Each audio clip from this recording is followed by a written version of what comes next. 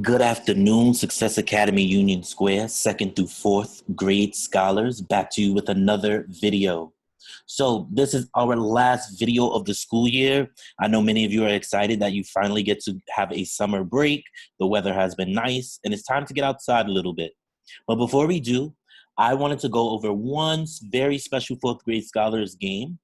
Um, we play in weekly tournaments, and I want to say right now that this was a very fast time control, and it is his experience that allows him to play this quickly and this efficiently. And I wanted to send him off to middle school by just quickly going over one of his final games here at Union Square.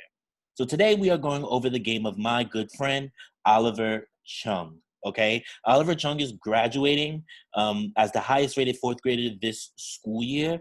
And the best way I thought I could honor him was to show all his peers in school one game where he beats and defeats a middle schooler.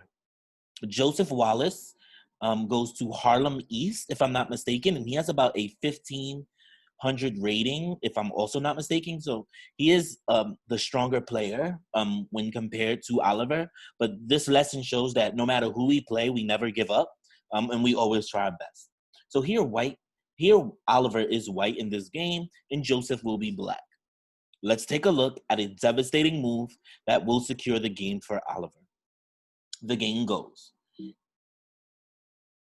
E4, D5. Now, D5 is something I play in my speed chess openings. This is called the Scandinavian or the center counter game. I like to fight for the center immediately. And once pawn takes, knight f6. This is also what I play. This is a nice line here. Normally, we want to capture. The main line is to capture with the queen, but I like to also bring my knight out, develop my pieces, and have two attackers on this central pawn. Knight f3, good move. Bishop g4, yeah, let's start a pin. But I love that Oliver is starting to develop his pieces. Blocking the pin. Oliver had good recognition of the tactic that's happening and stopped it immediately. So queen takes d5. This is no worries, as Oliver was up a pawn initially. Black is just recapturing that initial pawn in the beginning. So all is well. d3, knight c6. And now we're falling through these moves. Notice how his opponent has already castled and has formed a nice battery on this d file. Let's see what Oliver is going to do about this. c4, a very aggressive move. Okay, I like this move a lot. It forces the queen to move back. It gets this queen kind of off of this knight a little bit for a bit. And it also opens up new lines for this queen to come out and play if it so chooses.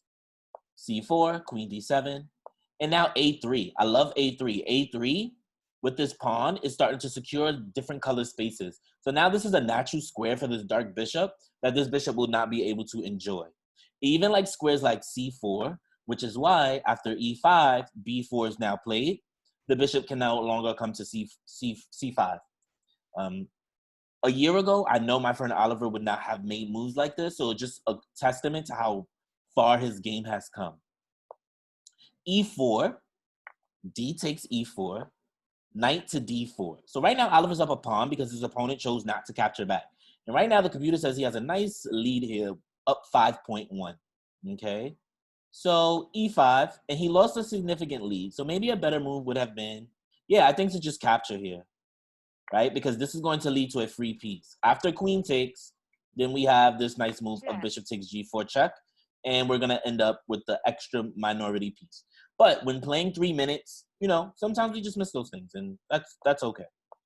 e5, knight takes f3, knight takes f3, bishop takes f3, bishop takes f3. When someone captures your piece, you have to see if you can get that same amount of value back. You don't want to be without pieces in a chess game. So right now, through our first 13 moves, Oliver is up this nice center pawn. Let's see if he can hold on to it, though. So this pawn is currently attacking this knight, and this knight is going to need a new home. So let's see what comes of this. Queen e6. Now, we cannot capture the pawn. Remember when we kind of spoke about pins? Right now, this queen is pinning the pawn to the king. So if the pawn were able to capture, the king would be in check, and that is illegal. That cannot happen. So queen e2, we're blocking the pin, which means this knight is now in danger again. And the knight moves to d7. h3, I love the move h3. It prepares a home for this bishop, possibly. And maybe the queen can go off and do other things. Knight takes. And now we're going to castle. I love that. One of my rules is that for beginners in my club is that you must castle within the first 10 moves. But once you get to about a 1200 rating and you start to really be able to think freely for yourself and you no longer need my opening tricks and tips, you can start to identify when castling is not so necessary or immediate in the opening. So finally, Oliver realized, yeah, it's time to castle. Let's castle. And after knight takes c4, honestly, Black could have resigned right here because Oliver found a high-level move. Oliver realized that this king on c8 is exposed and is also on the same line as this pretty little queen here. Now, if there was only some piece that could move diagonally and possibly pin this queen to the king. Does anybody see it? Awesome.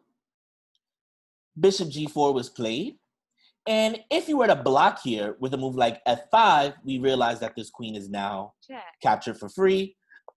And we can probably follow up by taking this knight right after.